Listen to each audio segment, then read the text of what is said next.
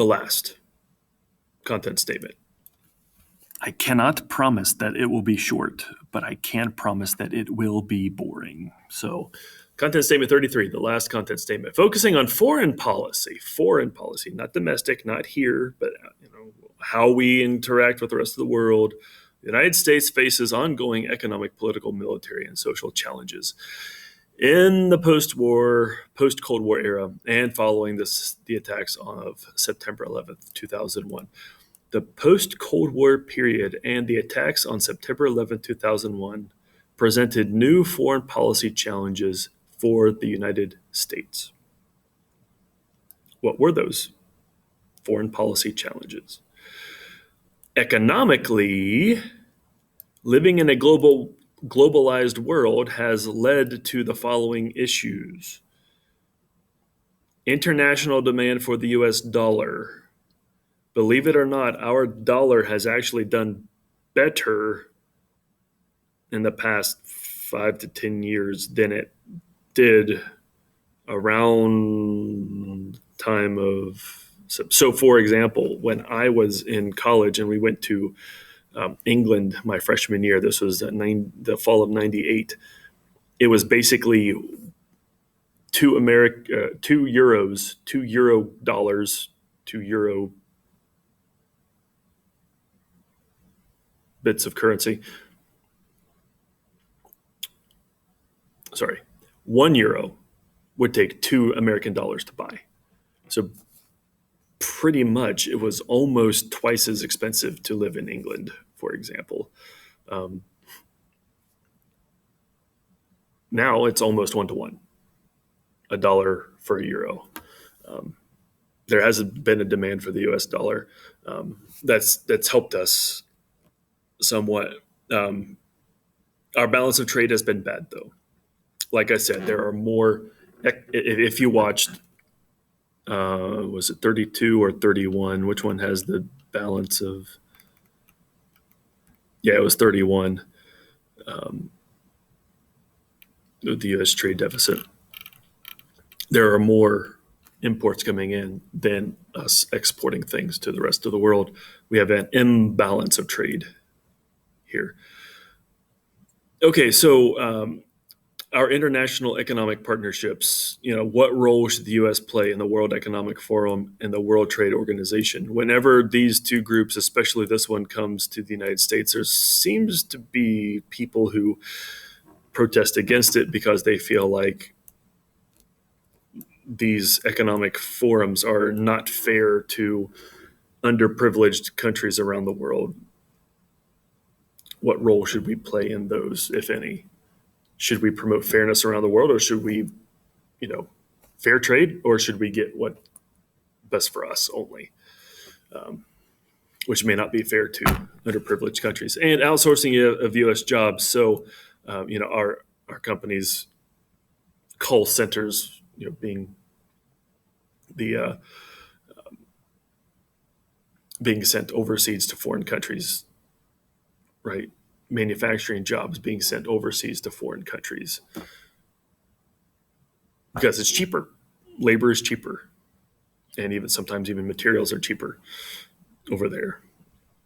Should the United States allow Apple, for example, to make all of their goods, most of their goods in China, where we know that there are human rights violations? I always see my hair in this, and I always just nitpick my hair. It's not like it's a great haircut anyway. So, social and political challenges of our globalized world include pandemic diseases. This was written before, you can see, COVID-19.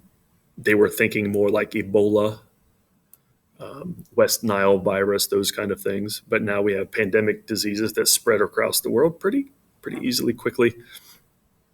H1N1, swine flu, that kind of stuff. An increase in immigration of refugees from war-torn regions around the world. This was a big deal at the beginning of the Trump administration. What are we going to do with Syrian refugees? Refugees from Syria who are trying to flee their country because there's this huge civil war. Europe grappled with this. America grappled with this. Do we take in the refugee or not?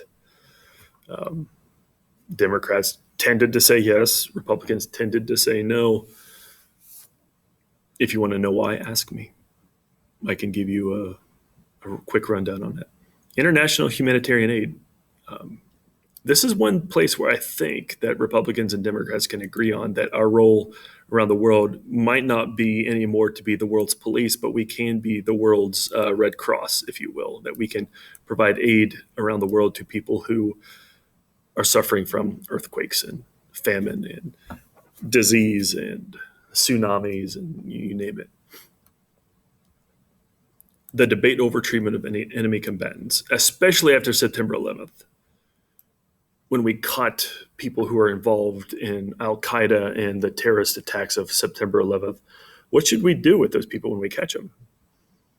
For a while under President George W. Bush, they were put in Guantanamo Bay, Cuba, where we have a military base down there, and they were waterboarded, which is basically like making you think that you are drowning, but you're not really drowning. It's a pretty nasty form of torture. It was defended on the grounds of national security and trying to find out what these terrorists know. Does it work, or do they just tell you whatever they think you want to hear? So you'll stop hurting them. The post-Cold War period and the attacks on September 11, 2001 impacted the military in the following ways. Increased defense spending as a result of the war on terrorism. I said up here, in Content Statement 32 up here, Content Statement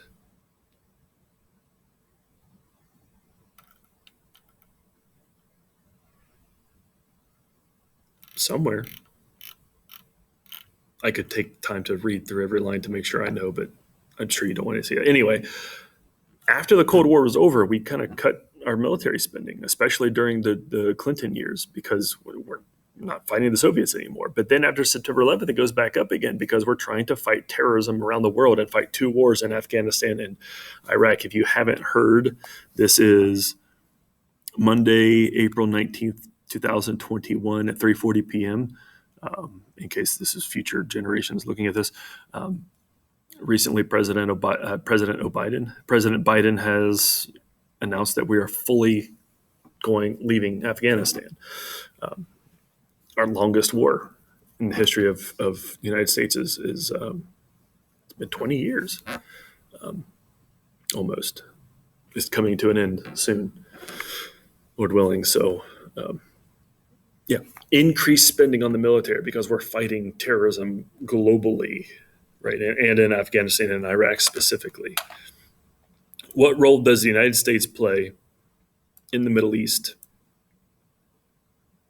in Iraq, in Israel, in Iran,